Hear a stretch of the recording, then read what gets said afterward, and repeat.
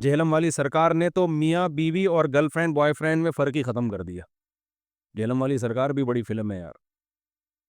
جہلم والی سرکار کا بھی ایک نیا انٹرویو آیا ہے, اس میں جہلم والی سرکار سے کسی نے پوچھا, یہ میں نے اب نام رکھا ہے جہلم, کیونکہ ایک تو شف والی سرکار کا تو بیڑا غرق کیا نا اس نے, اقرار الحسن نے. تو جہلم والی سرکار سے کسی نے پوچھا ابھی ایک چینل پہ کہ اگر شوہر بیوی سے یعنی بیوی ہم بستری نہ کرنے دے, شوہر اس پہ زبردستی کر سکتا ہے؟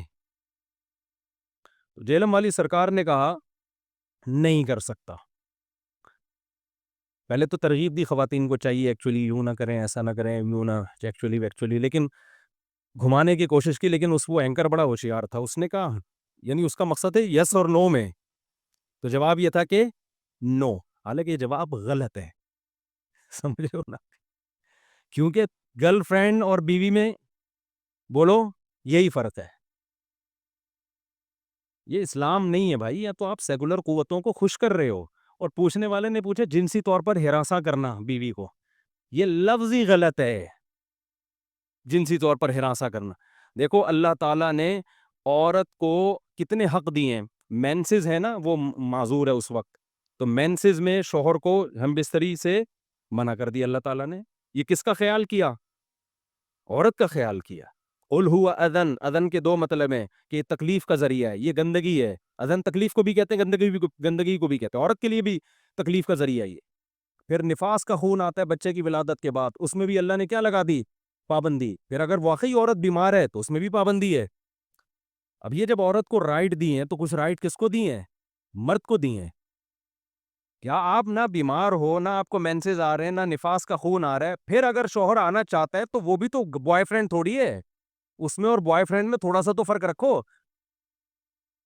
پھر اس پر اتنی شدید وعیدیں بخاری مسلم کی کہ اگر شوہر بیوی سے ہم بستری کرنا چاہتا ہے اور بیوی منع کر رہی ہے تو نبی نے فرمایا اس لا قبول نہیں کرتے. حدیث میں کہ مفہوم ہے جتنے بھی ضروری کام میں ہو, جب شوہر کو خواہش ہو, حدیث میں آتا ہے عورت وہ سارے کام چھوڑ دے.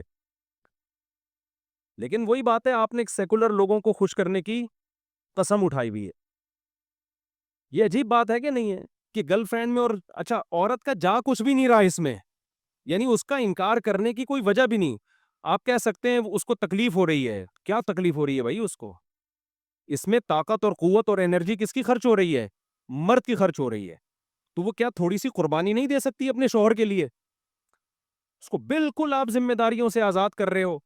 یہ سیکولر لوگ جس طرح عورت کو ذمہ داریوں سے آزاد کر رہے ہیں نا, مرد کو بھی کس سے آزاد کر رہے ہیں؟ نان نفقے کے. گوروں میں نان نفقہ بیوی کا شوہر کے ذمے نہیں ہوتا. تو اس سے ریلیشن کیا ہو جائے گا؟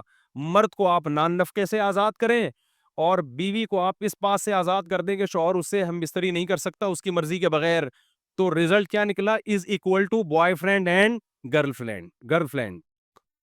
نہیں ہے میرا خیال ہے, کیونکہ گرل فرینڈ میں بھی یہی ہوتا ہے کہ بوائے فرینڈ پر گرل فرینڈ کا نان نفقہ بولتے کیوں نہیں ہوتا, اور وہ اس سے اپنی ڈیزائرز پوری نہیں کر سکتا جب تک گرل فرینڈ راضی نہیں ہے. ایسا ہی ہے نا؟ تو بھائی یہ بیوی ہے یا کیا ہے؟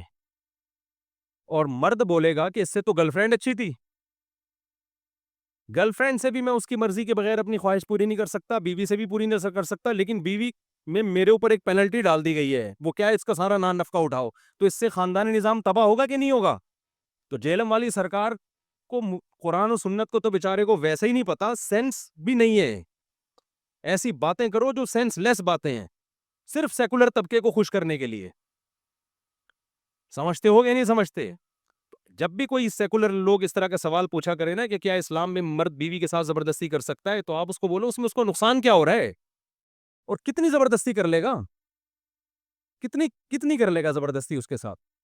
اللہ نے لامحدود طاقتیں تھوڑی آدمیوں کے اندر رکھی ہیں, اور اگر وہ اس کی مرضی پر چھوڑ دیا جائے عورت کی, اس کے سوسائٹی کو نقصانات کیا ہیں. کتنی خواتین ایسی ہیں جن کو شوہر سے رغبت ہی نہیں ہوتی. میرے پاس کیسز آتے ہیں, ایک سال ہو گیا شوہر کو قریب نہیں آنے دیا کہ ہمارے اندر ڈیزائرز نہیں ہے. اس کا نتیجہ کیا نکلتا ہے شوہر کے حق میں؟